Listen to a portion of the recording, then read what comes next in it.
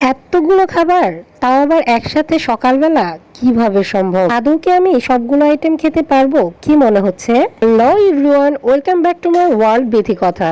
আজকে ছিল স্বাদের অনুষ্ঠানের দ্বিতীয় দিন, যেটা কিনা ছিল অগস্ট মাসের 10 তারিখ। গতকাল আমার হাজবেন্ডের তরফ থেকে 5 মাসের পঞ্চমৃতি বা স্বাদের অনুষ্ঠান যেটাই বলুন না কেন সেটা ছিল, আর আজকে আমার বাপের বাড়ি থেকে স্বাদের অনুষ্ঠান দিচ্ছে। দ্বিতীয় দিনের স্বাদের অনুষ্ঠানেও কিন্তু পায়েস মাস্ট বি থাকছে, শুরুটা কিন্তু পায়েস দিয়ে হয়। যাই হোক, তার সাথে আরো বিভিন্ন ধরনের পিঠা থাকছে। এখানে ছিল চষি পিঠা, ক্ষীরের পুর ভরা পুলি পিঠা, এগুলোকে ঘন দুধে ভেজানো হবে। শুধু কি তাই, আরো পিঠা আছে, দেখতে থাকুন। এই যে আমার হাতে দেখছেন পুলি পিঠার সাইজটা বেশ বড় ছিল, আর সাথে ছিল এই ধরনের পাকুন পিঠা, এগুলোর ভিতরেও ক্ষীর ভরা। যাই হোক, এই পাকুন পিঠা বানানোর পিছনে একটা রহস্য আছে। আবার ছোট্ট ভাগ্নে সে কিন্তু উৎসাহ নিয়ে এই পিঠাগুলো বানিয়েছে।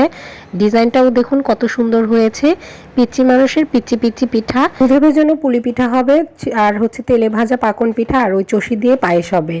যাই হোক, এখানে দুধটাও বেশ গরম হয়ে এসেছে। গরম হয়ে আসলে, একটু ঘন হয়ে আসলে এই পুলি পিঠাগুলো ছেড়ে দিব আস্তে আস্তে, খুব সাবধানতার সাথে, যাতে ভেঙে না যায়। যাই হোক, সবার কাছ থেকে শুরুতেই আমি ক্ষমা চেয়ে নিচ্ছি। আজকে আমার ভয়েসটা দিতে অনেক কষ্ট হচ্ছে, কেননা প্রচন্ড ঠান্ডা লেগে গিয়েছে, যার জন্য হয়তো আপনাদের শুনতে একটু অসুবিধা হচ্ছে, কিন্তু কিছু করার নাই। সেইভাবে কোনো কাজই করছি না, তারপরে ইদানিং ঘন ঘন ঠান্ডা লাগছে, বুঝে উঠতে পারছি না কেন এরকম হচ্ছে। আসলে যখন যেটা হওয়ার তখন সেটা হয়েই থাকে। ঘন দুধের মধ্যে পিঠাগুলো দিয়ে ভালো করে সেদ্ধ করে নেওয়া হয়েছে, একটু পরে এগুলো নামিয়ে নেওয়া হবে। কেউ কিন্তু মা একা হাতে সবকিছু করছে, তার পাশাপাশি আমি কিন্তু পিঠা বানাতে একটু হেল্প করেছিলাম, সাথে আমার ছোট্ট ভাগ্নেও হেল্প করেছিল। সবাই মিলে ঝিলে আসলে পিঠাগুলো বানিয়েছিলাম। এখানে যে খাবারগুলো দেখছেন, এগুলো কিন্তু আমার হাজবেন্ডের তরফ থেকে কালকে সাধের আয়োজনে এই খাবারগুলো ছিল। যাই হোক, তো কালকে সাধের অনুষ্ঠানে এই ভিডিওটা দিতে ভুলে গিয়েছিলাম, মানে খুঁজে পাচ্ছিলাম না, আজকে খুঁজে পেয়েছি তাই দিয়ে দিলাম। আবার কি হয়েছে জানেন তো, আজকের যে খাবারের আইটেমগুলো ছিল সেগুলোর ভিডিওটা আজকে খুঁজে পাচ্ছি না। কি একটা কাণ্ড বলেন তো, এটা কোনো কথা? আমার সাথে কেন এরকম হয়? ওই ভিডিওটা কই গেল আমি খুঁজেই পাচ্ছি না। যাই হোক, ওই ভিডিওটা খুঁজে পেলে নেক্সট কোনো ভিডিওতে দিয়ে দিব। কালকের ডেকোরেশনে কিন্তু আছে, শুধু উপর থেকে বেলুনগুলো ফুটে গিয়েছে। যাই হোক, আমি এদিকে সকালে স্নান করে শুদ্ধ পরিষ্কার জামা কাপড় পরে আমি এই যে খেতে চলে এসেছি। সকাল থেকেই দেখুন কত আইটেম, এতগুলো আইটেম আমি একসাথে কিভাবে খাবো বুঝে উঠতে পারছি না। আর বলতেছিলাম আমি তো এতগুলো খেতেই পারবো না, এটা সম্ভবই নয়।